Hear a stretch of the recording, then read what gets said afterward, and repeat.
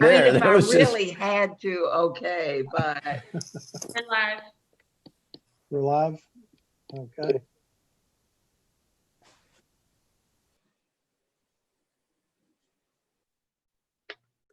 Got quiet. Yeah. Mr. Chair, you know Kumra's not gonna be here at 3, right? No, I did not know that. Oh, sorry, okay. that is, Yeah, she's not gonna be here at 3, but she will be here at 6. Okay. Or She 3:30, did try, I should she say. tried to call me one day this week, and I guess yesterday. I Okay. tried to call her back and missed her, so that must have Okay. been what it was about. Well, we'll try to manage without her then. Yeah, we'll do our best.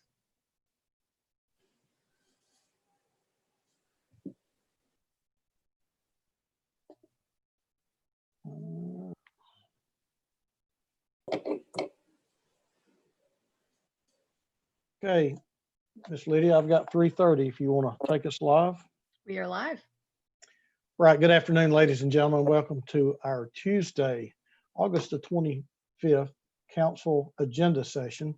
Now call this meeting to order. Could I have approval of the minutes, please? so moved, sir. Move. Second. All right, with no objections from the council, the minutes will stand as recorded. We do need an attorney-client privilege meeting today, and speaking of an attorney, we don't have an attorney present with us right now, but we're going to proceed like we know what we're doing. We do need an attorney-client privilege meeting. We do have one departmental report this afternoon from the police. Here comes our fearless attorney. And we have no committees for this afternoon.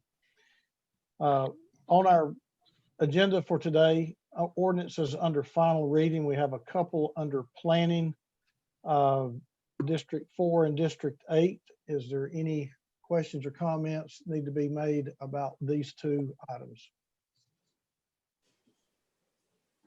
Councilman Ledford. Thank you, Mr. Chairman. I will have a supporting statement to clarify a few questions about the amendment that I made and then the amendment that you made, and a little information for the record to add to the final reading of item number 2020-0038 tonight. Thank you. Okay, very well. Thank you, sir. Any questions on item C under Public Works? I see no hands. We'll now go to ordinances on first reading. Madam Clerk, would you read 6A, please? An ordinance to amend Chattanooga City Code Part 2, Chapter 38 Zoning Ordinance, Article 16, Downtown Chattanooga Form-Based Code relative to recommended improvements based on the one-year review. Okay, any questions or comments about this item? Okay, I am seeing no hands at this time. B, please. Did you want me to read the alternate version for B? Sure, let's read the alternate version.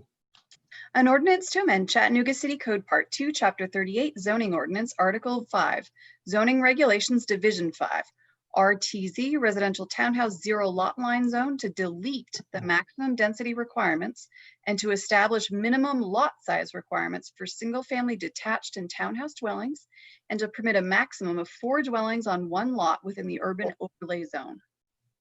Councilman Ledford. Thank you, Mr. Chairman. I would just want to give the opportunity for someone from RPA to explain the alternate version and the text amendment. Sure. Miss Lydia, would you bring Brian Schultz in, please? Yes, sir.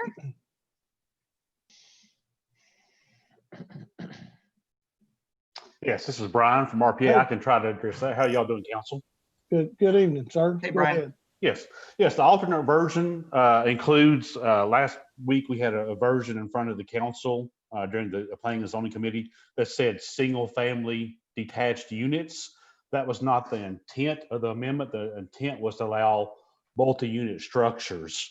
You could do like 4 units in one building or 4 units separated. The way the original ordinance was written, you could only do 4 single family detached. They could not be in one building. So this clarifies that you can do up to 4 units in one building or 2 units in 2 buildings. So it provides more flexibility. And that's Okay. the need for the alternate version. Councilman Ledford? Any Hey, follow-up? Brian, thank you, Mr. Chairman. Brian, will you confirm that that is a temporary placeholder until we have some more tools That is correct. developing? And also this is in the urban overlay only. That is correct. As you know, I think on the city council agenda in about 3 weeks, we'll be asking you guys to approve a contract with some consultants to look at our zoning code through a zoning code assessment. And as part of the Area 3 adoption of the plan, we identified the need for new urban residential tools, plus what's being used now, such as the UGC zone, is really causing problems in some of our neighborhoods. We don't have good flexibility in our urban residential zones. We've drafted 3, but we're looking at probably 6 months before we can have those finalized. So this amendment to the RTZ provides that flexibility in the meantime as a placeholder. Right. And Brian, this is also triggered by a lot of conditions we're finding having to use UGC and with several conditions, which is certainly something we don't want to do. That is correct. It is correct. You might remember a couple of months ago, we had a C3 request on Main Street, which was the only option available to that developer, which at that location, C3 was really probably not appropriate, but that's the only tool we had at the time to allow that development to occur. Great. Thank you. Thank you, Mr. Chairman. Absolutely. welcome. All right, I see no other hands. Madam Clerk, let's move down to resolutions. 7A, please. A resolution authorizing the administrator for the Department of Economic and Community Development. I'm sorry? Go ahead. Okay. To apply for, and if awarded, accept a Blue Cross Healthy Place grant sponsored by Blue Cross Blue Shield of Tennessee Health Foundation for an amount not to exceed $750,000 per project. Any questions or comments? Chair, I do have one. Go ahead, sir. We discussed this, it might have been just briefly last week, but at one point, and I did ask the question if in fact this is 750,000 per project, and if so, how many potential projects? Because that obviously could be a substantially higher number that we can, that we may be eligible to have to work with. So I was just curious if we had an answer for that one. You know what? I'm going to ask someone in the administration, maybe Mara is, let's see if Mara's available. Ms. Sullivan, would you mind coming in? Miss Lydia, bring Ms. Sullivan in. Yes, sir.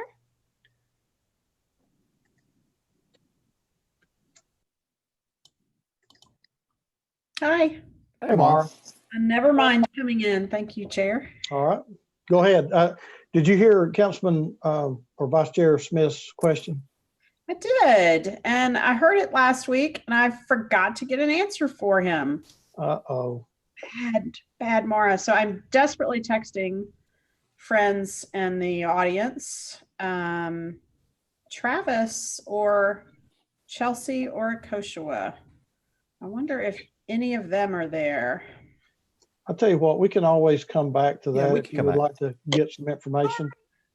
Vice Chair Smith, if you would remind me when we work through the agenda, Will do. we'll bring Mara back when she has a little bit more information. Okay. Thank you. All right. Thank you, Miss Lydia. Okay, moving on to Public Works and Transportation. Mr. Chair. Oh, yeah.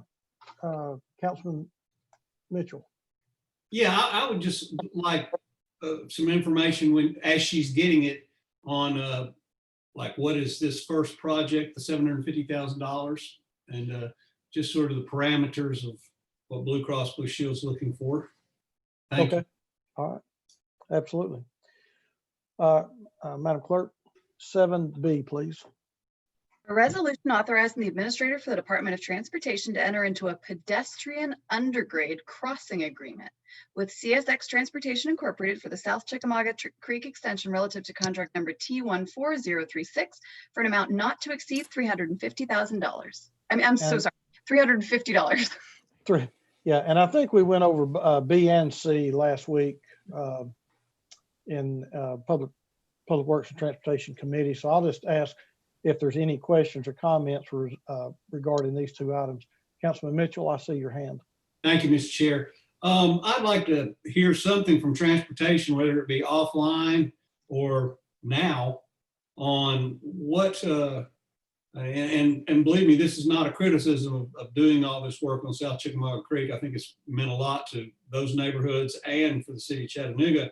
I just wanted to ask the question of what, where are we in any kind of pipeline or any kind of thought process or whatever that the city is doing about trying to regain some momentum with North Chickamauga Creek. I'll tell you what, I see Mr. Bailey is in attendance with us this afternoon. Mr. Bailey, if you wouldn't mind coming on. Miss Lydia, would you bring Mr. Bailey in, please? Yes, sir. Good afternoon, Mr. Bailey. Hello, Mr. Chairman. Did you hear Councilman Mitchell's question, sir? I did. We don't have any active work on the North Chick Creek Greenway, but I know it's in the long range plan.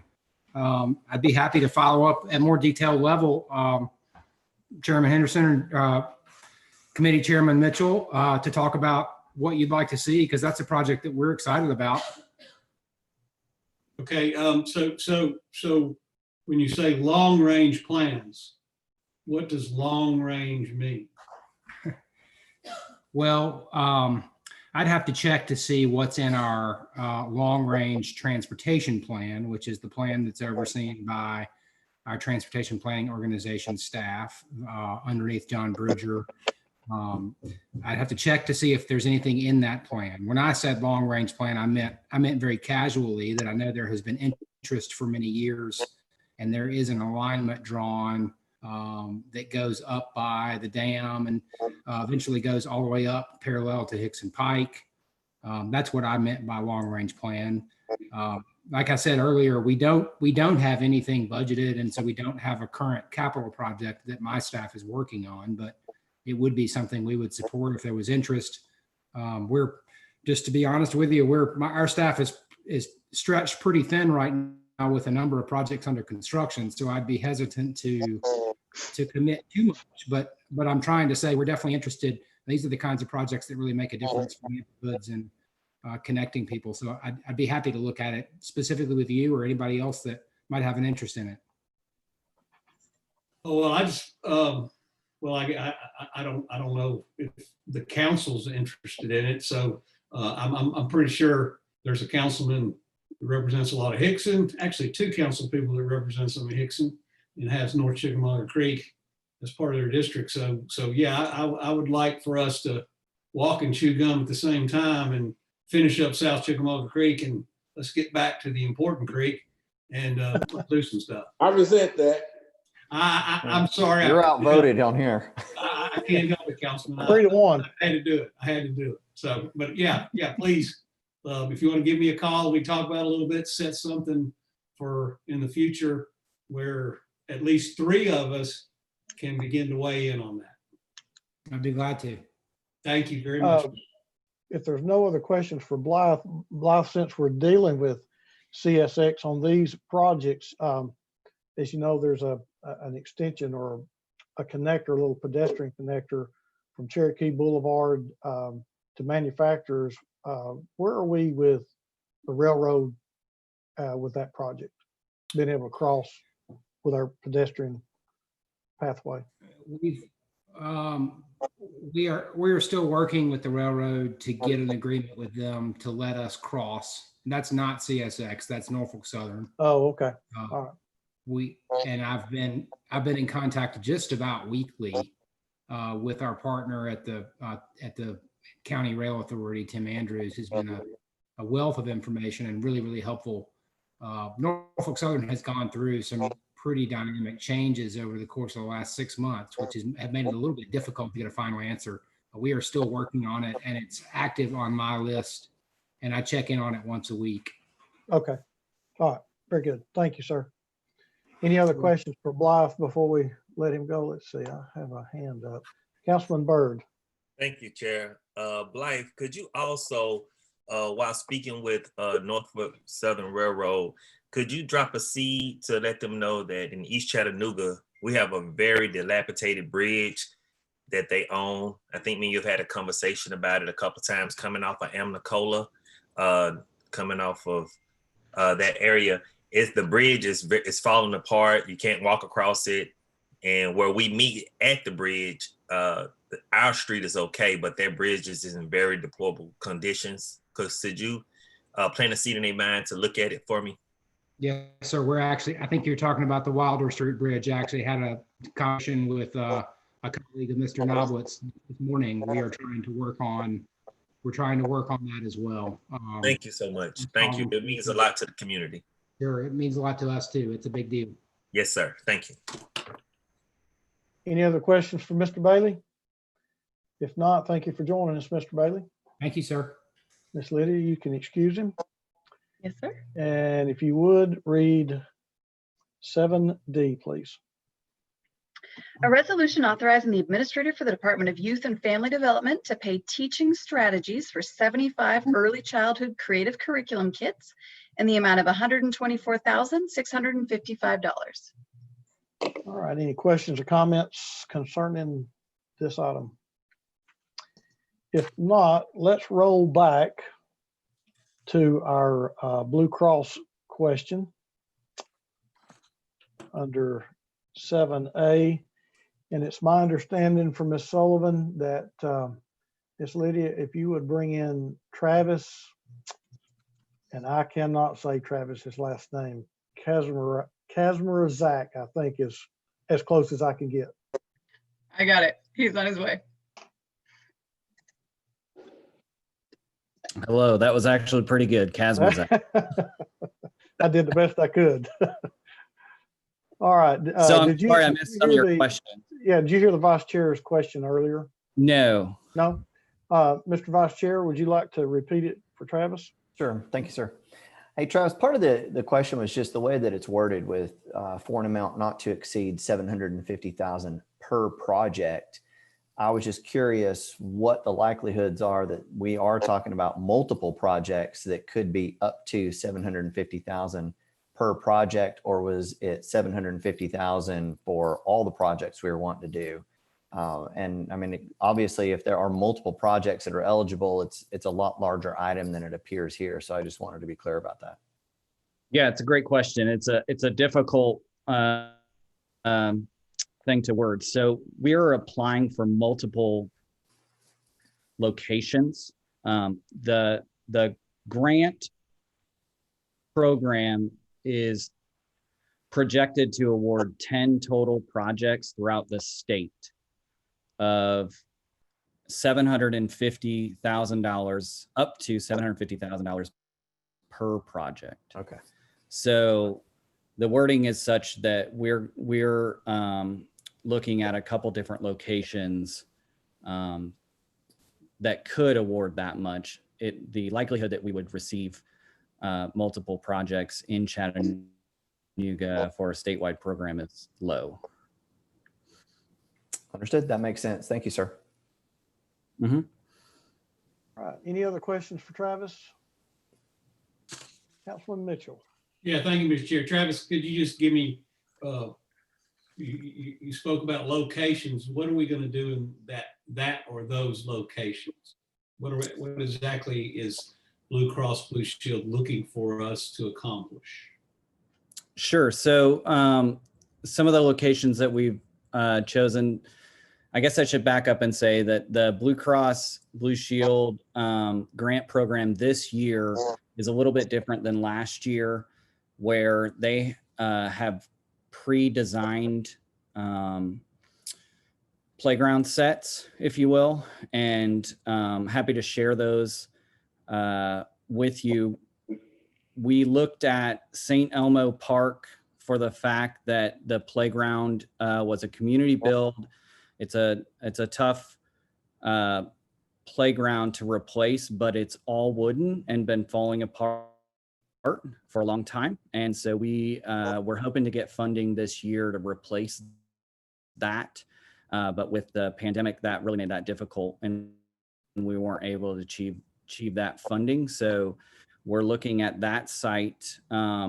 We were looking at the Jack Benton Heritage Park for the inclusive playground. I know there's a group that's been working with us, Harvest Inclusive Play, that's trying to raise money to put a purpose-built inclusive playground. And I'm sure the pandemic has really caused some issue with fundraising in that area. What's great is Blue Cross has an inclusive playground set as part of this package. And so we contacted them to look into that location and applying for that grant with them. But it has to be run by the property owner of the city. And then we also reached out to the YFD Center about a community hub playground that might go well at Carver. And that was in a location that they had suggested for a playground. Those are the sites that we're looking at right now. Good choices. Thank you, Mr. Chair. Thank you, Travis. Absolutely. Thank you. Any other questions for Travis before we let him go? Sounds good. All right. Thank you, Travis, for joining us. Thanks. All right, Miss Lydia. Under departmental reports this afternoon, we have the police. And I see that Chief Roddy is joining us. Chief, are you the one that's going to be presenting the departmental report this afternoon? That's what I've heard. Okay, just go ahead and bring, did he just raise his hand? Okay. Good afternoon, Chief. All right. Can you hear me, Council? I think you're ready to go. Before we begin, I set up a little bit of an unconventional setup for you all today. So while I have the opportunity to talk to you all about what your police department has done in the last quarter, I asked for some of your officers to join us so they could hear the message and hear from you all as well. Hey, good deal. We got a mixture of patrol officers, investigators, traffic investigators, Arctic investigators, you name it. We tried to get a bunch of folks in here today to see you all, engage with you all, and hear what, where I get the chance to brag on what they've been doing for the last little while. So I appreciate the opportunity and I hope you can give me a little bit of grace in surprising you with that, but they're the ones doing all the work.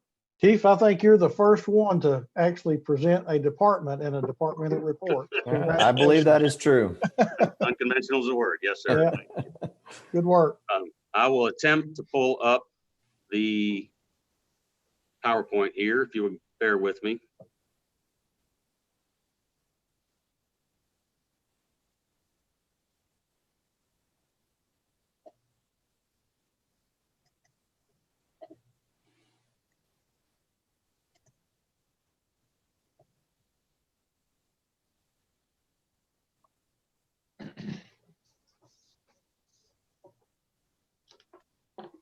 There we go. All right. Are we good, Council? I can see your first screen. All right. Thank you, Chair. As typical, I'm going to go through the three pillars of the police department to let you all know what we've been doing in each one of those areas in recent weeks. Obviously, the first one is our community and problem-solving policing leg of our table, if you will, with the first part of that being an event that we attended called Standing in the Gap. It was an event that was organized to stop the violence in our community, as well as just engage different resources for our area kids and teens. It was held at the Bethlehem Center in July.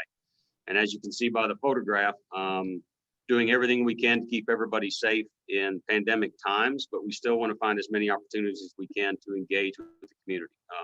Your officers look for that and need that. We believe the community looks for us as well. And this was an opportunity that we had to go out and just engage with the community, ask questions, answer questions, and be involved with one another. Also, in our community outreach, we continue to reach out through our Older Adult Specialized Services, or OASIS program, which you're all familiar with that, where individuals from the community that either have transportation or health issues or just members of our age community need a different support system, whether because their extended family is out of town, unable to support, or whatever that looks like. You have officers that will go check on these individuals. Obviously, through pandemic times, with individuals that may have some underlying health concerns, we didn't want to overly engage face-to-face. So we made multiple phone calls throughout the month since mid-March just to check on these members of our community to make sure that they have everything they need.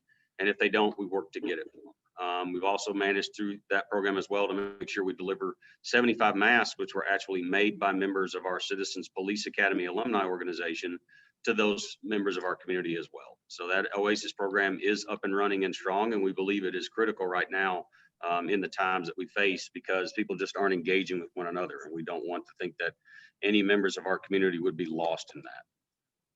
We've continued with conversations with communities just relative to what's going on now. We've had different assistant chiefs and captains work to have specific engagement points, and some of those are done like we're talking today in a limited Zoom, and some are in small community settings as safely as possible, because I don't think that we are going to get a feel from each other or work through what we're facing right now as a community and as a nation unless we have these conversations. So as I said before, working through pandemics, we're doing everything we can to have these conversations.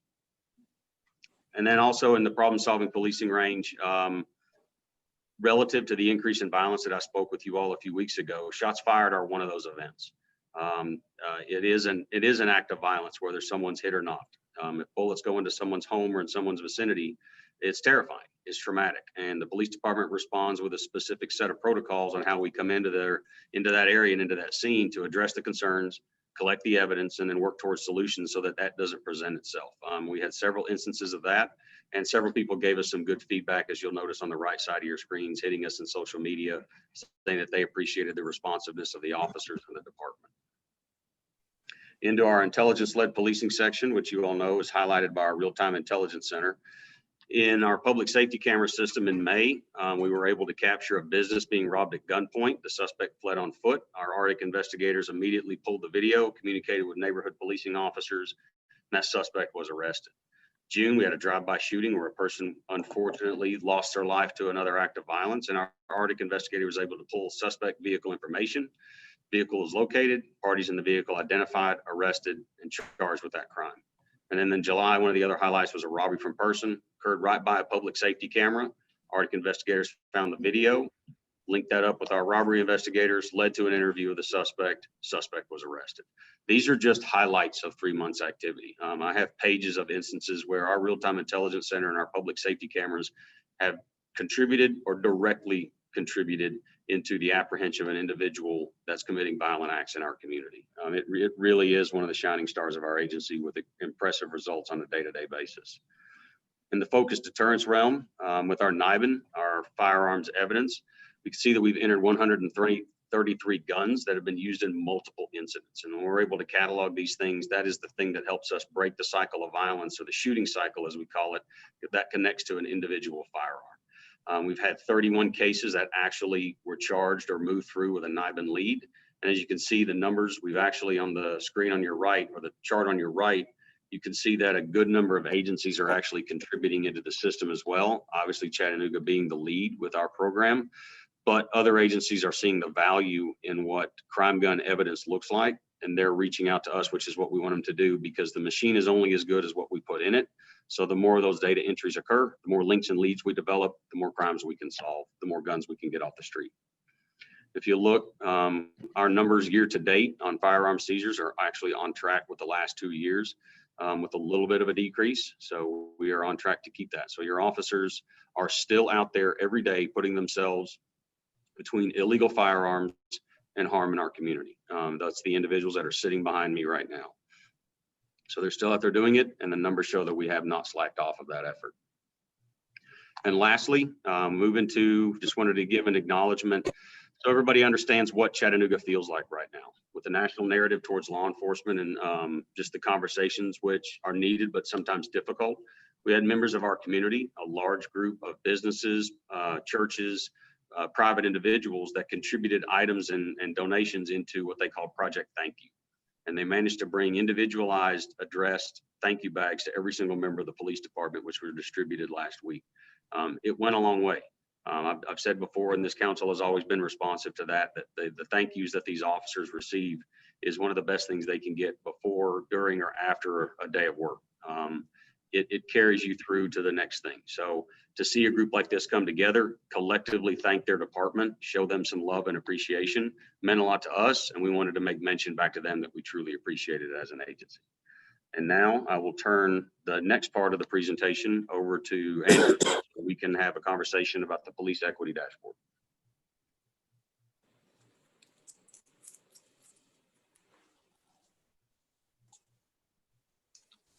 I assume Andrew's on here somewhere. Do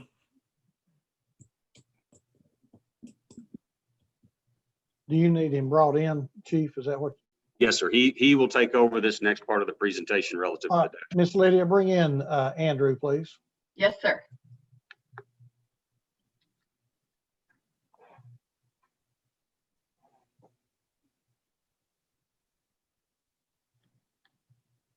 All right. Andrew, can you hear us? There you Everyone, go. hear me? Yes, good, Yep. good afternoon. Good afternoon. Chief, could you stop sharing so I could steal it from you? Oh, Awesome. yours. Thank you.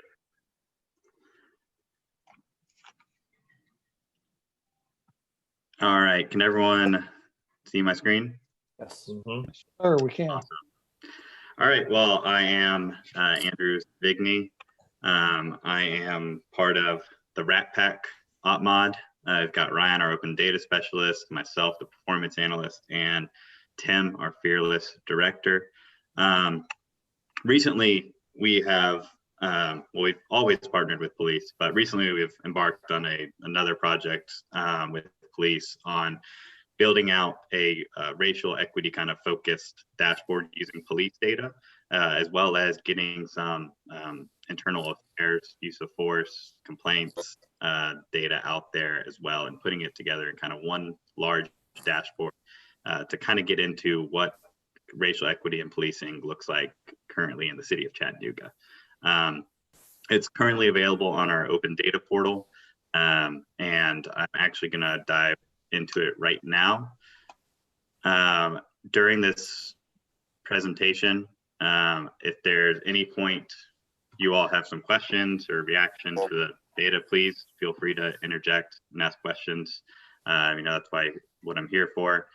We try to answer these questions with data, and if possible, or process questions to the chief. And if you have any other ones, please just ask. So here's chattadata.org, our open data portal, which you all are familiar with. And then we have the policing and racial equity dashboard that we've just added. This dashboard contains a couple different data sets. The two top data sets that we'll kind of go over in a quick analysis of are citations and arrests. These are data sets that already existed out on the open data portal. They've already been broken down by sex and race, ethnicity.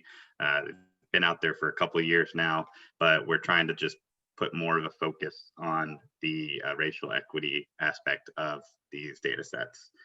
Then the new data sets that we have out there are related to the internal affairs incidents, as I'm sure, you know, given the current conversations in the communities and the park coming up and all this, that you all are greatly interested in use of force, citizen complaints, internal affairs investigations. So partnering with IA and police, we've been able to get this data out there for public consumption. So to start it off, I kind of look at it at a high level in this dashboard. We look at, you know, very obviously a map of Chattanooga. You'll see there's actually some census tracts that are not in Chattanooga. We wanted to look at just the arrest per incident. So this is the ratio of arrest per every 911 call that police respond to since January 1st, 2018. So there are a lot of 911 calls they respond to, but this is what you hear from Chief Roddy pretty often, I'm sure, is that a low amount of those even result in actual arrest or even a police incident. A lot of these, they just kind of, you show up and act as a mediator, and there's not even an incident report created, but it's only about 2 to 6% of all calls result in an arrest. This is color coded by the arrest per incident. You can see there's a couple of higher rates near Hamilton Place Mall, and this census tract near Signal Mountain actually contains the Walmart over off Signal Mountain Road, where it actually has a pretty high arrest per incident rate. See, the rest of it is there's some concentrated here in downtown, over here near Avondale, but it's kind of all throughout the city. Next, we get into the use of force per incident. So this is kind of a similar rate that it calculated, where it's by census tract. You take the number of use of force incidents that occurred since January 1st, 2018, divided by the number of calls that have occurred in that census tract since January 1st, and it gives you kind of the standard rate. Typically for those, you see between 0.05 and 0.25% of 911 calls result in the use of force, which is very low. That's 0.05%. So it's a very small amount of calls result in any sort of use of force. You can see in some census tracts where it is concentrated still a little downtown, Avondale. This kind of is getting into the Highland Park area. And you'll see there's a really dark red zone here in Eastridge. This is technically not in the city limits, but there are some, it looks like there's about 1,700 calls that CPD responded out there, and 7 use of force incidents occurred during that time. So it makes the ratio seem much larger than the average, which is around that, 0.05 to 0.25 range. To give you just one more high level look at it, here are the number of 911 calls that CPD responded to since January 1st. It's basically 630,000 calls that they responded to. Of those, about 26,000 resulted in citations, 28,000 had arrests. And then if you see these are actually the use of force in citizen complaints, which it's actually such a low number on this graph that it actually doesn't even register. So it is 794 total use of force incidents since January 1st, 2018, and 138 citizen complaints. Any questions so far? See no hands. Go ahead, sir. Okay, so the first data set I want to get into here is on citations. So citations and arrests are what I call negative incentives to, they are attempts to change behavior in citizens. And the first is a citation, most commonly, $50 city court citations for usually traffic related offenses. One thing we do want to always check is if our citation basically distribution is similar to our Chattanooga population, because in the perfect world, it should be pretty close, right? So the Chattanooga population, in case you were unaware, is about 61.7% white alone, according to the Census ACS 2019 estimate, and then 32.6% Black or African American. When you look at these citations, it's about 37% as Black or African American, as opposed to 58%, which would be white alone, and then 4% Hispanic. And the census, it's a little confusing because ethnicity is different than race in the census, and here it's kind of all lumped together in the same data set, but that's just how the raw data is. So it's somewhat close, a little disproportional, but just to go off this alone would not be correct. There's been some recent research actually that has looked at what are called safety violations for citations and economic violations. So a safety violation is someone is speeding and they get pulled over. They roll through a stop sign, run through a red light, you make an improper turn, you're not wearing a seatbelt. So those are all safety related violations. And there's research that actually CPD in the Arctic unit did a study, I think it was on 153, where they found that increasing safety stops actually led to lower accident rates. So there's plenty of research around that. It says doing safety stops lowers accident rates. Then there are economic violations. Economic violations are, out of date city tags, auto registration is out of date, improper display of plates, financial responsibility, meaning a lack of insurance, driver's license violations. So a lot of research that's kind of started picking up nationally has found that there are significant disproportional effects of safety compared to economic violations, and the distributions seem to be disproportionate for economic violations. So I've got two charts here. The one on the left is all cited individuals since January 1st, 2018, and their race, and if they had a safety violation. So you could have a safety violation, for speeding, but you might also get some economic, but you basically have to at least have a safety violation. And as you can see on this distribution, it's actually even closer to the Chattanooga population distribution, which is good. That's what you would like to see.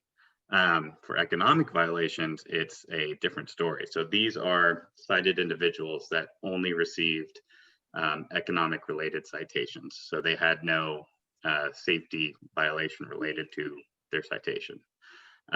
It's 53% actually African American, which is significantly disproportionate than what you would expect the population of, again, 32.6%.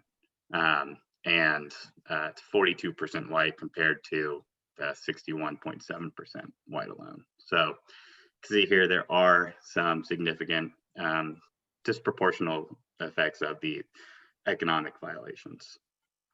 And then here, if we wanted to dive more into citations, the community member, you all could easily just click here and it would open up a dashboard that goes a little bit more into citations to dive into.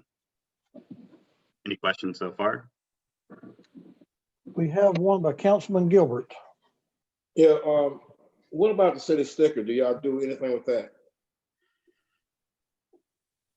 Yeah, that is a economic violation, is the city sticker violations. I didn't see it listed, that's what I was asking. Yeah, I just kind of put some of the top ones. The city sticker is on there. I can edit this and make sure it's in there, but it is city sticker. And your portion, when it's going to come to black and white, is it based off how many blacks or whites in the city of Chattanooga versus, and then you get your percentage out that way? Yep. Yeah. So the U.S. Census has their they do annual kind of census estimates, and the most recent one put the city of Chattanooga as 32.6% Black or African American and 61.7% white alone. And so you would somewhat expect the citations to match that number, which they do for safety violations, right? It's pretty close. But then for economic, there's a pretty clear disproportionality. Can you ask why is that? If you will, grant me a little bit of speculation, Councilman. Some of the items relative to economic violations, they're non-discretionary. So like financial responsibility law, if an officer encounters an individual either through a contextual stop or a traffic crash and they do not have insurance, the officer is going to write them that citation. So it's non-discretionary. If you have other instances where an officer encounters a driver that has a suspended driver's license, they're going to write that citation, obviously because of the issues with an officer driving on a suspended driver's license. But I think what this data does is it starts the conversation for not only council, the police department, any other partners, city court, sessions court, however far we want to go with it, of understanding that these are tied to socioeconomic status. We talk oftentimes about the individual with a suspended driver's license who can't drive to work. But the reason that their license is still suspended is because they have outstanding fines and they have to pay a reinstatement fee, which takes money. So you ask an individual to drive to work on a suspended license to get the money to unsuspend the license that they're unlawfully driving on. That's the feedback loop that we're talking about. So officers are encouraged to find ways to not unnecessarily, I don't want to say punish, but harm an individual unintentionally by continuing this type of feedback loop. But some of these items are not discretionary for the officer. So I think this becomes the conversation for all of us is how do we move this out of this area? How do we give individuals a better support system to be able to get licenses reinstated? Or are we talking about a waiver of a suspended license for a certain time period without penalty so the individual can obtain the money to get their license reinstated? Or are we talking about maybe some type of fix-it ticket situation for individuals that are written a citation for simply the physical characteristics of their motor vehicle, whether that is a light out or a cracked windshield or something that has to do with the operation of the vehicle? Maybe a citation is written that that individual gets that piece fixed, but there's no actual penalty or charge or points accumulated for that. Those are the conversations that this data, in my opinion, is designed to produce. I can't tell you what we've done with the data because we're fresh into this as you are. What we're going to do with this, to me, is the more important question, sir. I like the idea when you're saying we'll look into it together, far as it don't make sense like you just said. If I got a ticket and you pull my license, I got to go to work to pay for the ticket. It don't make sense. So I agree with that. It's quicksand, sir, and we need to figure out a way to keep people or help people get out of it, if you will. Thank you. All right, Councilman Gilbert, I do have a couple of other hands. Councilwoman Burrs. Thank you. Andrew, these threshold violations, these economic, or are they are they secondary? I'm having a little trouble understanding. Are you saying? Well, if you have an economic violation, is that a threshold violation or is it coupled with something else? Is it a secondary violation? So the safety violations, this chart, they do include some economic. So these are individuals and you can have multiple violations on one ticket, right? I mean, I myself have been pulled over, gotten a ticket, I'll admit it. And I got a couple violations. But if you can basically have a speeding violation and also get auto registration, plates, what have you, that will all be in the safety, the individuals on this graph. This economic one, this chart is only economic. So well, let me tell you why I'm asking the question. So if it's a threshold violation, then some people in the African American community feel that it's a threshold to stop me for something else or just harass me. If it's a secondary violation, then they have been stopped for something else and it's secondary. So I think there's two levels of thing we need to look at. Number one, I fully agree with the chief. There is an economic component. And I loved when the chief said the police are encouraged not to make it a threshold violation. But I think we need to look at it a little more seriously. There are some threshold violations that obviously may be a danger. I don't know that they are or not. I think if I had an outdated driver's license, how would you know that? It would have to be accompanied with something else. So I'd really like to know, are these economic violations, as they're described here, the taillight, the cracked window, are they threshold violations or are they secondary to something else? I'd really like to know that data because I think that there's a perception that they're used often as threshold violations, and I'm not sure that's correct. I don't know. So could you please, is there a way to find that out? I will say it is, we have looked at tying the calls for service because every time an officer is in a traffic stop, he radios basically to dispatch that he is doing a traffic stop. But if it doesn't end in a citation, we unfortunately don't have that data. All we know is that there was a traffic stop that occurred. And if it doesn't end in a citation, then we don't really know who was stopped, what the conversation was, what the potential violation was.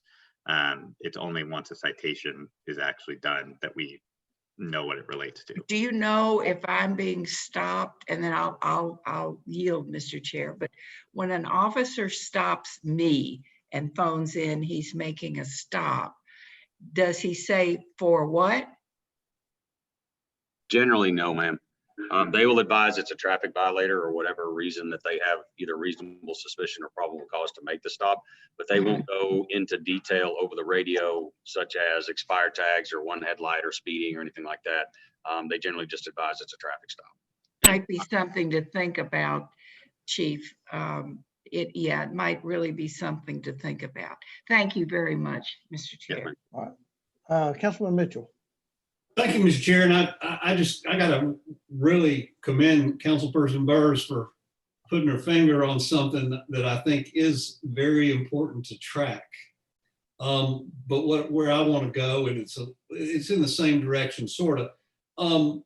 Chief, you've already verbalized, to your credit, that conversations, now that you're getting this data, conversations need to be held on what we can do to help folks that are in the economic violation quicksand, help them get out of it. I don't know if that's the duty of the police department, but as you mentioned, conversations need to be had, Chief. Is the Chattanooga Police Department already having these conversations, or do you envision a conversation on a bigger scale with more players in that conversation to try to figure out some ways to help folks that are approaching or are already in the quicksand? We're having our own internal ones, Councilman, but we have not started any external. We've had this data for a short period, but it's really just helped us generate our own questions. And I thank you for saying so. We're not the solution. We're part of what generates the numbers you're looking at, but we're not the overall thing that can help move that needle the other direction, in I think to the level that we all hope and expect. So I welcome and encourage ideas and stakeholders into these conversations from you all and anyone else that helps us understand, what do we do with this? And what types of processes do we put in place? Or more importantly, what types of processes or systems do we remove? Okay, thank you, Mr. Chair. All right. All right, Chief, that's for now all the questions that I see. Andrew, did you make it through your report? No, oh no, we're just getting started. Oh, okay. So as you know, Chief Roddy said it really well, and now I feel like we're going to say that multiple times. It's quicksand. And the next data that we're going to look at here are arrests. An important thing to note about this arrest data is it only makes up about 83% of the arrests in the city. That's because we don't put on the open data portal any arrests that are related to domestic violence, child abuse, juveniles. That's just to protect the victims, and due to some, there are some statutes, Tennessee statutes, where you can put that data out there. So it's not all the arrests, but it is a majority. Looking at it high level by race, you can see already that it's disproportional with arrested individuals since January 1st, 2018. A little over 50% are Black, while about 49% are white. So that's a pretty quick look at it. But what we really want to look at are what are the actual charges related to these arrests? You know, what are the majority of these charges? Looking at the individual charges, this is a graph where the dotted line is the 32.7%, just to give you a frame of reference. And these top 25 arrest charges make up about 2/3 of all the charges that are in this data set. So it's a majority of the charges. You'll notice the from left to right is the most to least for the top 25. So you can see the very first one is unlawful drug paraphernalia, which is a little bit disproportional, but not too high compared to, you'll see the second one, which, you know, you can see where this conversation is going, is driving on revoked license. That is 73%, which is over double the Chattanooga population for Black citizens. You can see there's driving under the influence and public intoxication, which are actually very proportional.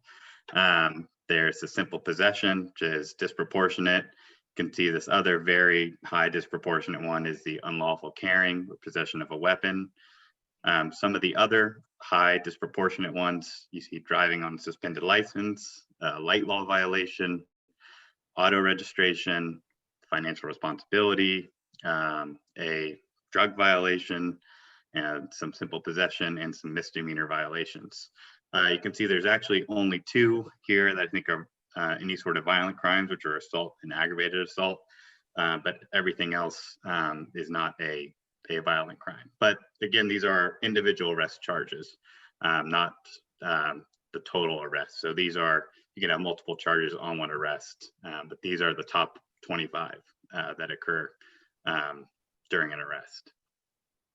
Then to go a little bit further, if you look at just the individual arrests, you can see the kind of in a similar frame, but instead it is what overall is the individual arrested for. The most common one is what's called serving a warrant, which it may not actually be really serving a warrant as much as there's a warrant on someone, and during a traffic stop that comes up, and it might lead to arrest. Shoplifting, which is not as disproportionate.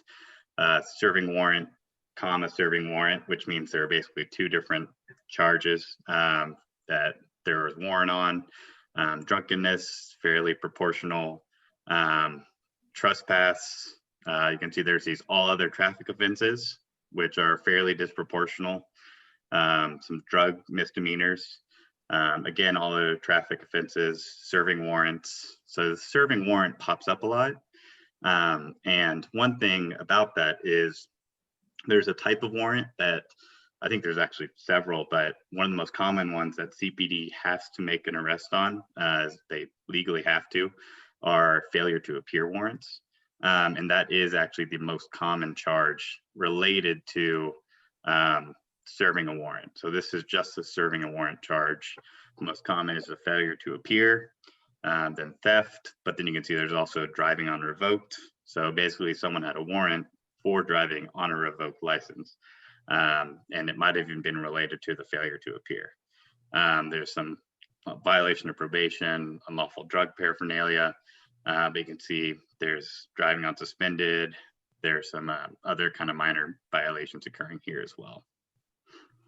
If you want to dive a little bit more into the arrest, there is a dashboard you can click, and or the public, wherever, can go look more into the arrest data themselves. Yeah, Chief, were you saying something? Nope, just making that up. All right. Any questions on the arrest? Does that kind of, do you all see the kind of almost this quicksand picture here of there's these kind of financial traffic violations that occur and can lead to potentially even arrest when enough of them add up and result in a license being suspended. All right. Councilman. Yeah. You got a hand? Yes, sir. Councilman Mitchell. Thank you. Thank you very much. I'm looking at your first arrest chart, and I'm focusing in on evading arrest. Yes. And that's obviously one of the higher ones that are very unequal. Chief, it almost feels to me that evading arrest is a little bit of a learned behavior in the African American community for, I guess, while true or not, it's a fear factor. And what if anything can be done other than to say, which I hear all the time, just comply, just comply, just comply. Well, obviously there's something going on in our society. This is not just Chattanooga, obviously, that evading arrest is a choice of action more in the African American community than it is in the white community. What are your thoughts about that? I mean, a lot of it would be speculative, sir, but if there are, and I hate to say it, it does tie back to a little bit of socioeconomic, that the majority of evading arrest charges that you're going to see are what we call foot pursuits. That's where an individual runs from us on foot. Well, the majority of foot traffic is going to be in your more densely populated sections of the city, which would stand to reason are more densely populated by Black and brown community members. So the setup that leads to the foot pursuit that could potentially lead to the evading arrest charge, just circumstances lend themselves. You don't have individuals run from the 8,000 block of East Brainerd Road that often because there's more vehicle traffic. You go into neighborhoods where there's more foot traffic, you have a tendency for more people to run on foot, which generally creates an evading arrest charge. There is something to be said for what you mentioned though, Councilman, is studies show that a lot of individuals' greatest fear when it comes to committing a crime and then encountering law enforcement is immediate apprehension. It's oftentimes not the fear of incarceration, going to jail, the fines and penalties. It's being caught in the moment. So you have that fight or flight response. It's extremely strong. And when you look at the arrest rates in different areas, it goes along with the level of arrest rates in parts of our community. And if that fear is prevalent, then it's going to create that charge in addition to some of these other charges that you see on the board, such as unlawful possession of drug paraphernalia, weapons possession, possession of stolen property, things like that. So the fact that that lines up with the level of arrest in the other areas, I think speaks to the behavior that we see demonstrated from individuals that we sometimes effect an arrest on. Okay, that's good. And I don't mind your speculations at all. I mean, you're there with it 24 hours a day, and it may be correct, it may not be correct, but you know, you got to start with a hypothesis somewhere before you can really dig into the problem and try to solve it. So thank you for your speculation. Yes, sir. You good, Councilman?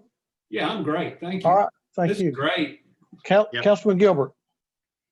Yes, when an officer pulls someone over, do they first tell them why they pull them over, or do they ask for license and registration?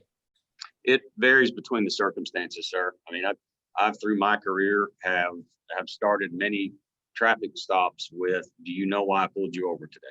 Oftentimes the driver will answer the question for me, and that sets the tone so we both understand why we're pulled over.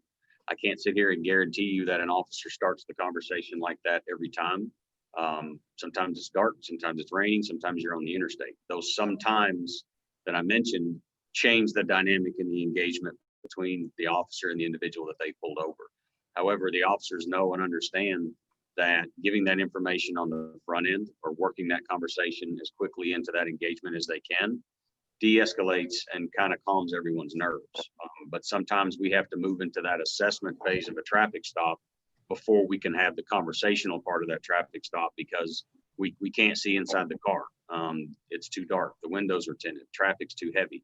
So all of the 100 different variables that go into a traffic stop, that officer's trying to work through them. But that's part of the conversations we're having over here of how do we engage in that? What are de-escalation tactics look like? Are there better ways? Is that better way our responsibility? And that's what we're trying to figure out. So I can't give you an absolute, Councilman, but I can tell you, having done this for 25 years, and those that I've seen around here, they understand the importance of having a conversation with a driver instead of just saying license, registration, proof of insurance, sign at the bottom, here's your citation, here's your court date. I do not see officers engaged like that on a routine basis, sir. The reason I mentioned that, because I had constituents on Brainerd Road got pulled over because he said that he didn't have his lights on, but the lights on the street weren't even on at the time. So that's what they come to me with, well, why we get pulled over in the first place. We wasn't speeding, wasn't doing this, but then they ask them, they can't really say why, some of them. So I agree with you on the fact that we can train officers to say, first thing they ask, do you know why I pulled you over? That'll go a long way than it would be wage your license, driver's license, whatever. Because people are already frightened, scared because they're getting pulled over. I don't care who it is. I agree. I don't like getting pulled over either. Exactly. And if a person does have a concern over the reason why they were stopped, that's why, it's a matter of our practice to have that body worn camera on. Call in and express that concern. Let us take a look at it. Even if you don't want to file a formal complaint, you just want to know more about what happened between you and a Chattanooga police officer, call in, we'll look at it. We'll call you back. We'll tell you what we have. There may be more on the camera than you recall. And I don't mean this as a pushback or a wall, but oftentimes when we're stressed or anxious, we don't hear or perceive everything that happens. Sometimes things are perceived or happen in a different way. I can't think of a stop I've ever made on the interstate where the person probably in the first few seconds of it didn't think that I was yelling at them. I wasn't yelling at them. I was trying to be heard over tractor trailers. But if I don't explain that to that driver before they drive off, their anxiety level comes down, they get home, and the perception is, well, I don't understand why Officer Roddy was yelling at me the whole time. He was mean and he was angry. No, I just wanted to be heard. But if you don't ask me that on scene, or I don't get a chance to follow up with you, you have a negative impression of the police department, and I don't know that it bothered you. Maybe I learned from that instance in that conversation that if I make a stop on the interstate, I explain to the driver, hey, I'm going to be talking loud so you can hear me over these tractor trailers, but I'm not yelling at you. Maybe everybody's nerves come down a notch. It's learning that part of that engagement. And if people have engagements that they have questions about, let us know. That's how we learn to do a better job. Okay, thank you. Yes, sir. Chief, I don't see any more questions. While I've actually got this visual pulled up, another little interesting data point. I mean, there's tons of them, but there are 3 different license charges. There's the driving on revoked, driving on suspended, and then driving just without a license.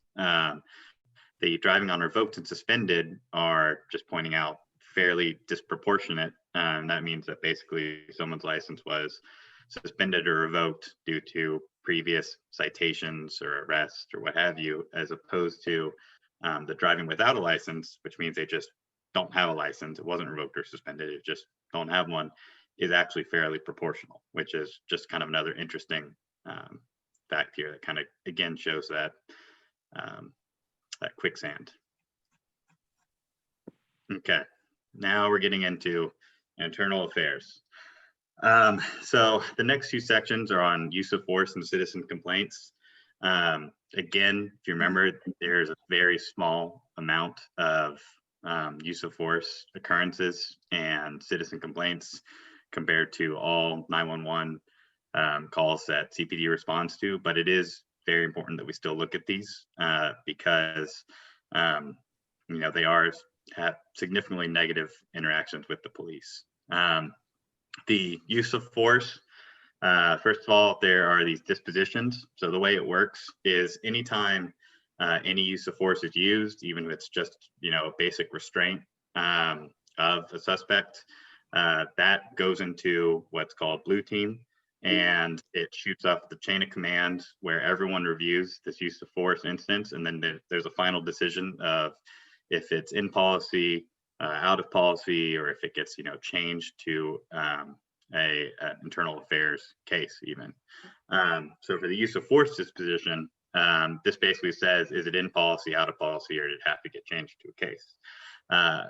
You can see here about 97% of the use of force occurrences that go through this approval process are found to be within policy, and about 2% are out of policy, while 1% become internal affairs cases.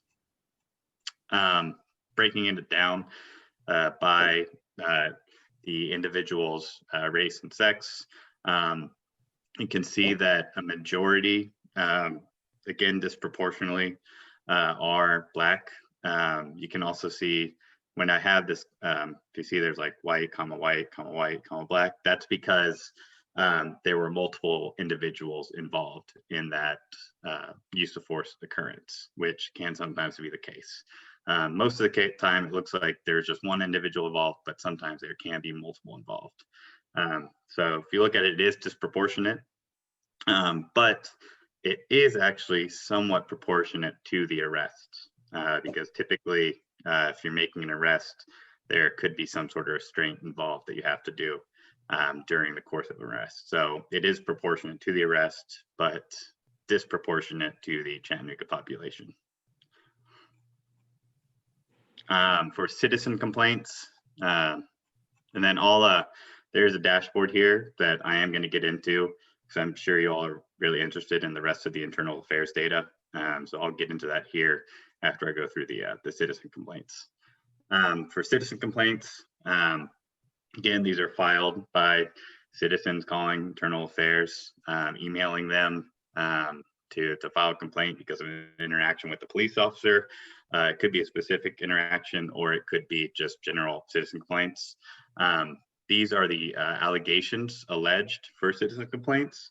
The most common allegation is discourtesy, which we do have what we call metadata in this data set, where it says kind of what all these things mean: the discourtesy, improper procedure, unsatisfactory performance, all these different allegation types. It breaks them down. But what happens is internal affairs receives a complaint, and then they put these allegations together, and then they review each of these, and they have some final statuses such as unfounded and sustained and not sustained. So a sustained finding indicates there's enough evidence to support the allegation, meaning there was discourtesy or improper procedure. Then unfounded means that there was no evidence to sustain the allegation, and not sustained mean there was not enough evidence to sustain the allegation.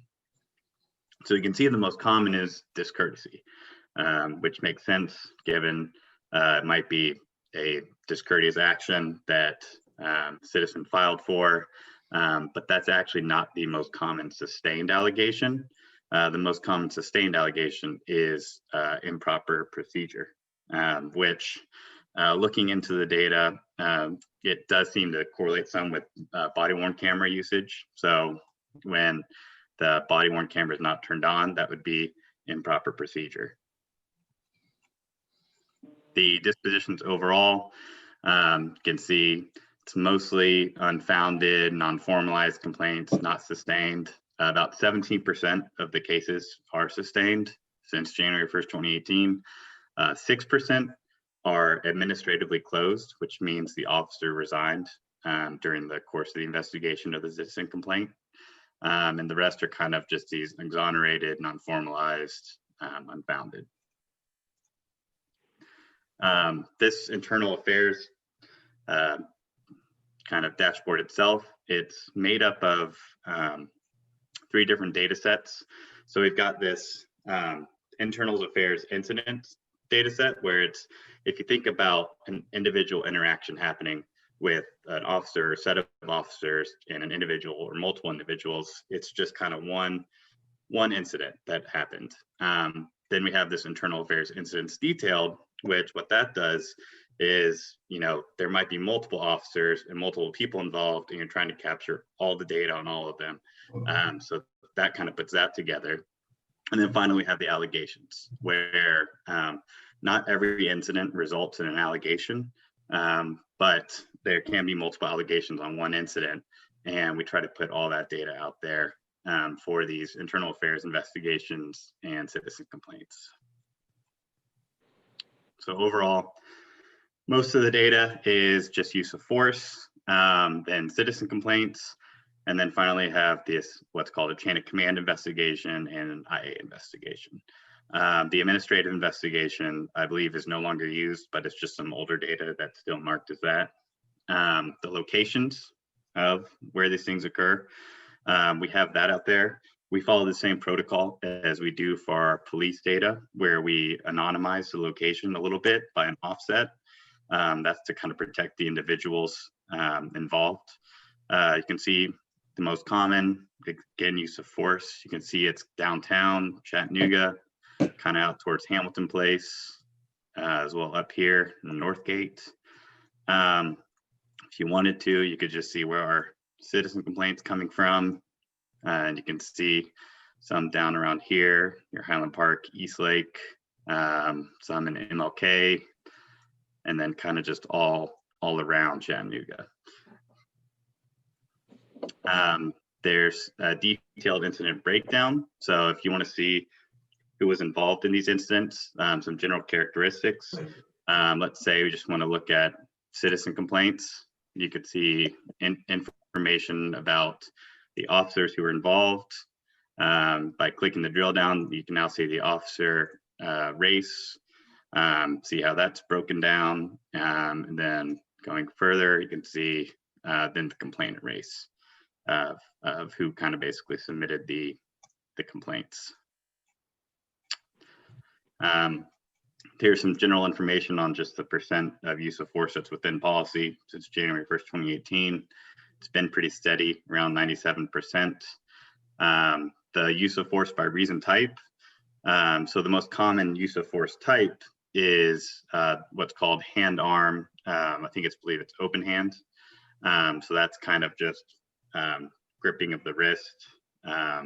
Keith, I think you can probably explain it a little bit better. The hand arm SEH versus the HEH.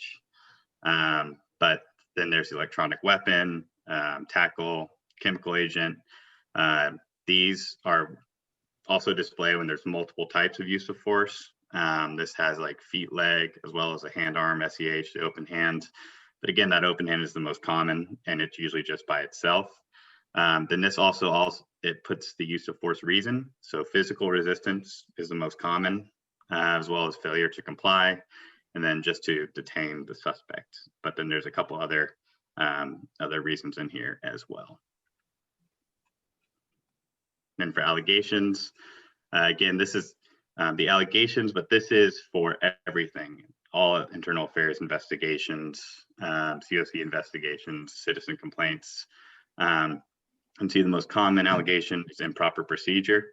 And that is also the most commonly sustained allegation. Then there's discourtesy, unsatisfactory performance, a use of force violation. There have been 8 allegations since January 1st, 2018 that have been sustained. And then if you look at 8% of all allegations that are either sustained or the officer resigned, it tends to bounce around between 30 to 50% of allegations each quarter. And that's really hard to get kind of a read on just because there's such a small amount of them that come through that just having 1 or 2 compared to the normal can significantly shift the numbers. And then finally, we just put down here at the bottom of how to submit complaints or commendations. If you have a positive interaction with a police officer that you really want to commend them for, it is something that you can also submit to internal affairs. And that's it. That is the data. I've got some nice little research articles here, some sources. I know Councilwoman Burrs, I think you'll love reading these research articles. Then I've also got some direct links to these data sets where you can actually build visualizations yourself. The community can as well, and embed those in their own sites or whatever they like to do.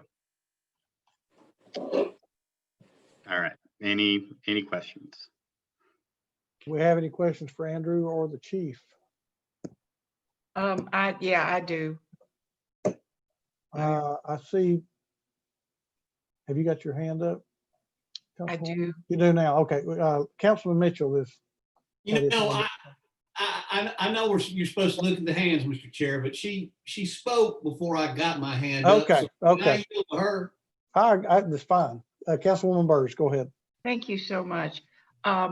Just a couple of things. Andrew, are we going to get a copy of this? You got it's if you go to I'll show you, just Chattadata. Just go to the dashboard. Okay. You go to chattadata.org and we've got it front and center right there, policing and racial equity. Okay. So I'd like an offline conversation with you, please, at your convenience, about some of the indicators, just so you can educate me. Yep. And then Chief Roddy, going back to the very beginning when you were talking about the cameras and the RTIC, are we in need of more cameras? I'll take 100, ma'am. They are one of the most valuable, and I say that tongue in cheek, but We have a set design system already that we're going to be installing more cameras coming up in the coming year. Budgets aren't finite. We are going to put up a good number of cameras. We are assessing existing cameras that need to be moved to new locations. But I believe this is a program that has longevity to it because they have value in every place we've ever put them. And if they don't, we move them to a place that does. And I have yet to have a part of this community, when we put a camera up, ask us to take it out. But I have had parts of this community, when we go in to move a camera that's not capturing very many incidents, ask us to leave it, even though it's not doing anything. The community feels safer with these. So do we have an overall long-term plan for, in a perfect world, we wouldn't be moving cameras, how many we would need? We've done that with other safety equipment. And I'm just wondering if we've ever had a chance to see that. Not yet, ma'am. Pretty much we are still in the initial phases of getting up our own city-owned public safety cameras. Some of the next avenues that we're going to experiment with are movable cameras that are more transportable, so we can deal with those 24 and 48 hour spikes in crime or spikes in fear, those not being the same thing sometimes. And then also, how do we leverage some tie-ins, some possibly privately owned camera systems that we could migrate over into our real-time intelligence center. So what we need to figure out is what are our force multipliers, and then establish what our next capital outlay looks for. We are coming in on the last year of real-time intelligence center capital from its inception. So now we look at what does next year look like? What does FY22 look like? How many years do we scale that out? And that's part of the study that we will be doing during this fiscal. Thank you, sir. Yes, ma'am. All right, Councilman Mitchell. Thank you, Mr. Chair. And Andrew, I'm not ignoring you. I'm going to ask the chief a question, but this is probably one of the most awesome department reports I've seen in over 7 years. And I just want to thank you for your hard work. And it's just very, very telling what you can see when you're looking at these. Thank you. Chief, yes, I'm going to go back to OASIS. I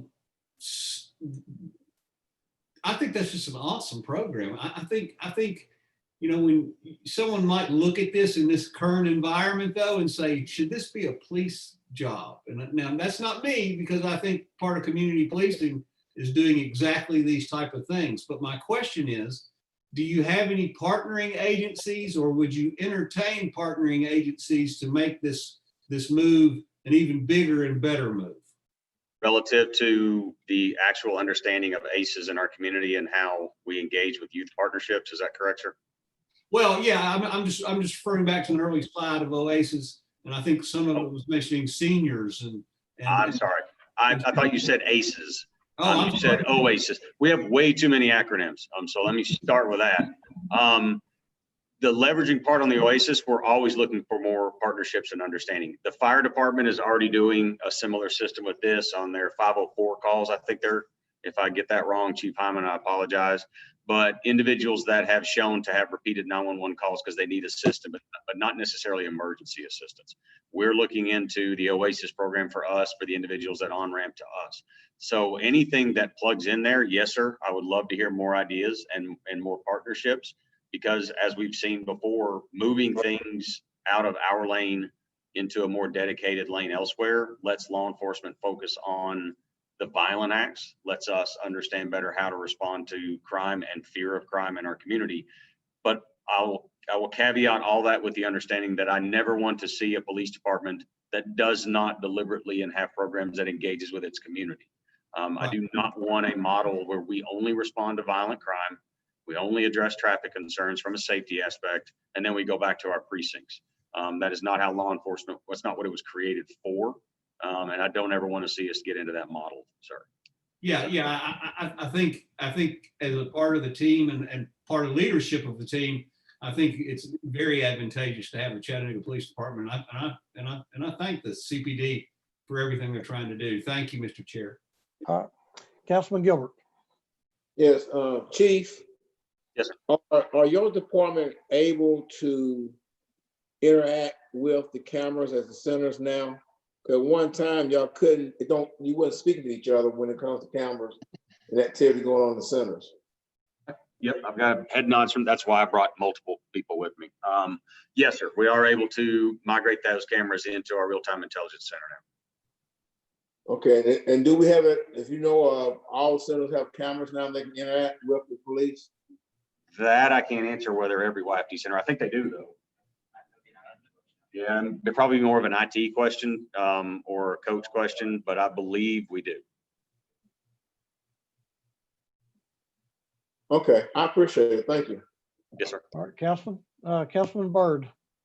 Thank you so much, Chair. First of all, Chief Roddy, I want to start off by just saying thank you for all the hard work and the women and men behind you. I want to thank them for the tremendous job that they're doing. And despite the state that our world and our city is in, it's just an honor to be in Chattanooga and have a strong force behind us and in our city, like the Chattanooga Police Department. So I salute your officers, yourself, and just thank you for all your hard work. And with the things that are going on, I know later on, I'm gonna have people that are sitting down, ripping this entire thing apart, which is something that is amazing. You as a police chief was ahead of the curve before George Floyd, before anything happened. You were on top of a lot of changes in policies, changes in how things go, and you came and hit the ground running. And you know, everyone that's in the stands tell the quarterback and the players how to play, you know, a lot of times. And so in dealing with that, you keep your head held high and you work hard. I have had several conversations with people about a situation that happened here recently.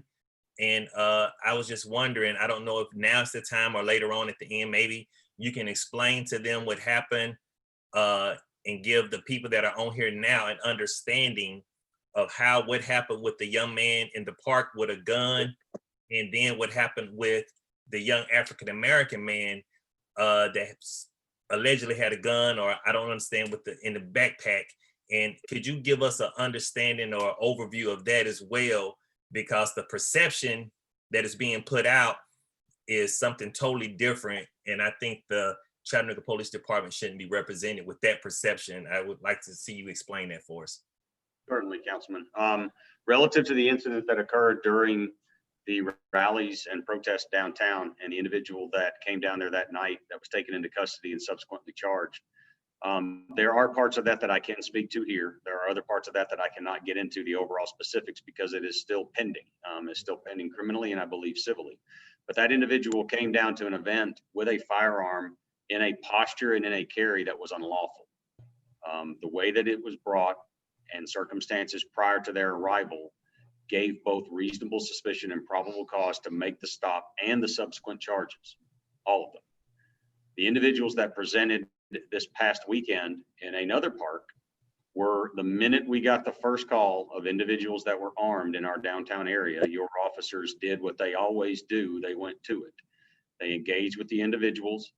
They figured out some were lawful permit carriers, which gave them the ability to carry the firearm that they were carrying in the manner that it was being carried. There were other individuals that were carrying, if you will, rifles or long guns. Manner in which they were carrying them was lawful. And not to go into so many different parts of Standing Tennessee Code annotated, but those individuals were checked on scene by an on-scene supervisor and officers, and all were found to be carrying or displaying firearms in a lawful manner in accordance with TCA. The individual that came down to the rally that night was not, and that's why charges came that night. Our gun legislation and laws in Tennessee, you need people to take the opportunity to read them. They can become confusing. They can become layered, especially when you put in things such as parks or permits or enhanced permits, or whether it's a pistol or whether it is a long rifle. There's a lot to it. So I encourage individuals, please read it. If you don't understand it, if you want to, there are other avenues out there on the internet or attorneys or whatever you want to avail yourself to. Please educate yourself on what gun laws look like in the state of Tennessee. If you like them, so be it. If you don't, call your legislator. I want to also say that I don't want to also see when people read this to just prove a point. I don't want to see young men and women showing up or moving around our city with guns or rifles, whether you're white, black, Mexican, whatever you are. I don't want to see that, you know. And just with this conversation, Chief Roddy, so many people, and it's an energy behind a lot of negativity to say, okay, well, let's get a bunch of black people and show up with guns and see what they do to us, or let's get a bunch of Hispanic people and show up with guns, just to prove points that the Chattanooga Police Department treat different races with different courtesies that they don't treat the others with. And I think that's shameful and heartaching that people will go to great strides to try to prove certain points, and it only hurts themselves, it hurts our city, and it makes us all look bad. I think definitely we all should try to work together, and definitely should try to understand the laws and see how things are implemented, you know, in the city of Chattanooga. So often I see where you guys and your team get blamed for stuff that didn't even happen in Chattanooga or didn't even happen on your watch. And it's just hard as council people because we get the buck of it saying these officers need to be fired or this needs to go on, and it wasn't the Chattanooga Police Department. So I still feel a lot of people are not going to understand the law in which it was created and how things were implemented when it came to the young African American with a gun, because they're going to say that this young man was doing the same thing that these white gentlemen was doing, and you guys gave the white gentleman the liberties that you did not give him, hands down, no matter what you say or how you do it. And I don't think we can justify or even talk about it, because some people don't want the patient to get well. They don't want to hear the truth, and they do not want to see that one followed the law and one didn't. And I just don't know how we can fix it, sir. I'm with you on the journey on that one, sir. I think there's some education points, and then just us having the conversation. But understanding individual circumstances determine outcomes, not a single paintbrush for anything. Yes, sir. And last thing, we got so many information and so many phone calls. I think we was up to like 1 o'clock in the morning one day about defunding police and about taking away video cameras and stuff of that nature. I have had so many calls, and I want to thank you for bringing the cameras to my community and, you know, calming down some of the traffic that was going on in some of these neighborhoods, because people ask for them. I get phone calls every day for more of the cameras that are on the poles, and they say, we need to fund you guys more. We need to make sure that you can get more cameras, and so that they can deter some of this gang violence and some of this craziness that are happening on our streets. And if some people just listen to what happened at our agenda session, they will feel that nobody wants cameras and nobody wants police. But District 8, we want more cameras and we want more police patrolling our streets. And I thank you guys. Thanks, sir. Thank you. All right. Did anybody else have a question or comment for Chief Roddy before we let him go? Councilman, if I could. Yes, sir. Real quickly. On this data, one other thing that we're looking to do is, especially since we're releasing it now, I know the public, because it is open data, they'll be digesting it, you know, hopefully making some of their own visualizations, looking at the data. We are looking to do a community engagement piece that's more data specific and kind of what is the public interested in. You know, are there things we missed in the data that they are interested in us tracking or combining? I think there's still definitely some work to be done with the data, but yeah, that will be out there. Just be on the lookout for when it shows up. Okay. Thank you. Thank you, Andrew. Thank you. Chief. Sir. Thank you. I appreciate the way in which you presented your departmental report with the support of the men and women behind you. And we certainly want to say thank you to them and for the job that the police department does for the city of Chattanooga. Thank you. If you notice the numbers declined, they had to go to work. So they're answering and doing top stuff. So go keep us safe. I will pass your thank you along to them from all of you. Thank you. Thank you, sir. Thanks, Chief. All right, Miss Lydia, you can excuse the chief and Andrew. Yes, sir. All right, moving on, we do have a couple of more items to get through on our agenda this afternoon. Purchasing questions. If you would pull up your purchases for tonight. And if you have any questions before 6 o'clock this evening. Councilman Mitchell. Thank you, Mr. Chair. Just the first one, Youth and Family Development Office of Family Empowerment Division, a promo video. I would like to hear from somebody at YFD what this promo video will be used for. I see one time TV commercial to promote various OFE programs per specifications. I'm not sure I'm a fan of the idea, but I'm not going to oppose it tonight, I don't believe, but I'd like to hear from somebody what was the thought behind producing a video to make people more aware of things. Okay. All right, you 6 o'clock good for then, or you want Is there anybody here right now? I'd just rather get it over with. Let's see. Hold us up at 6 o'clock. I'll tell you what. Miss Lydia, bring Mara Sullivan back in, please. Okay. She's our go-to, and maybe she can steer us in the right direction if she's not the person. Sounds good. She's on her way. Welcome back, Miss Sullivan. Thank you very much. Yes, great question, and I understand the concern. We have lots of programmatic money that's come in under CARES Act, and we've got to get it out very, very quickly. And so we need people to know about the money and the benefits that they can draw from it. So we're just trying to spread the word. So it's that's behind this type of advertising, and be glad to give you more detailed info, but that's the overview. Well, I guess a more specific question would be, it's a video. I mean, is there a plan to actually do TV advertising? Is there a plan? How is the video going to be used?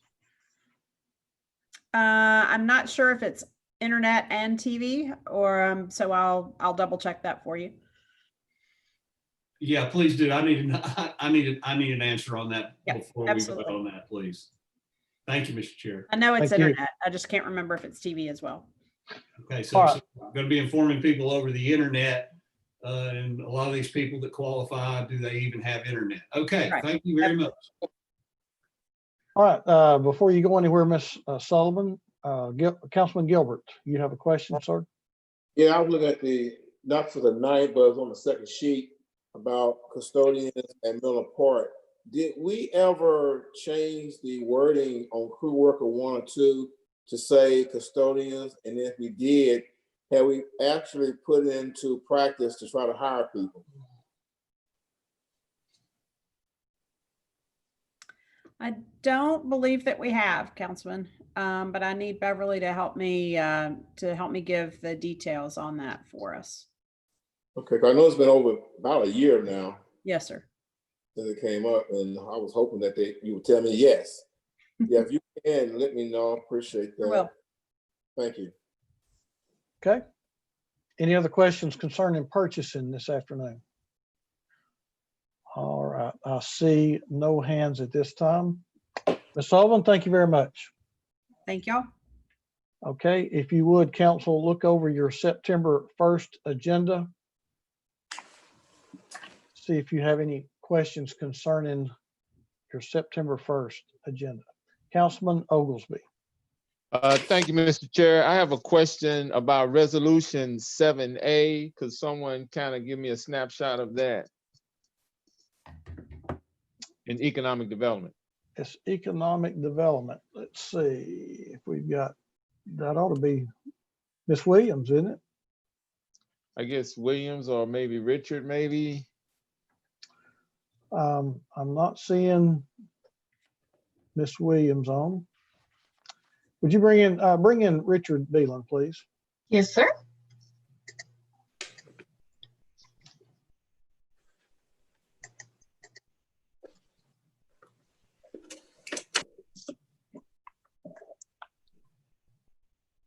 Hi, Council. Mr. Beelan, did you hear the councilman's question? I did not. Councilman, could you repeat that question, please? Absolutely. On resolution 7A next week, about the Dogwood Manor property, the declaration of restricted covenants. Could Yes, you sir. give me a little insight onto that, please? That's it's a correction that needs to be made on that property. There was a declaration of restrictive covenants that was left on it, and it needs to be removed.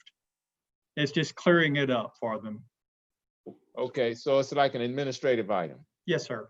Okay. Thank you. That's all I have. I was just kind of curious about that. Okay. All right. Thank you, Mr. Chair. Councilman Gilbert. Yeah, on resolution B, are this organization gonna be working with the person that we have in place? Yes, sir. For skills? Yes, sir, they will. They'll be working with DeWine on that. Okay. And the grant, how much money is that grant? It's according to how much we get every time when we apply for it. It can be different amounts according to what the project is. You know, average what we have done so far? I don't have it off the top of my head. I know that the maximum amount all the time, I think, is $200,000. So it would be anything under that. It could vary. Okay, I appreciate it. Thank you. Yes, sir. Councilman Oglesby, the answer to 7A is there was a 25-year term on that restrictive covenant, and that time period has expired at this point in time. So that's why we're wanting to release that at this point. Ms. Maligue is here in the office telling me that. Okay. Yes, sir.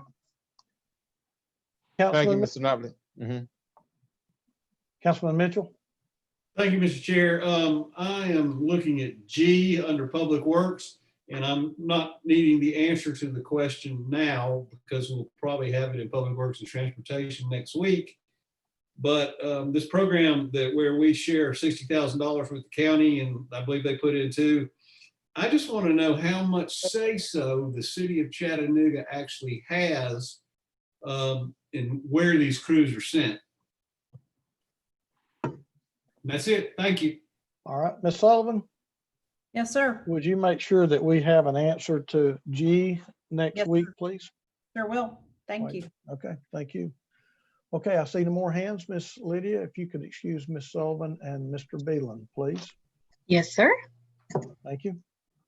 And if council, you would pull up your 3-week, well, administrative items on future considerations. Are there any questions pertaining to everything except transportation and public works, which there are several that we'll go over next week? Any questions on the future considerations?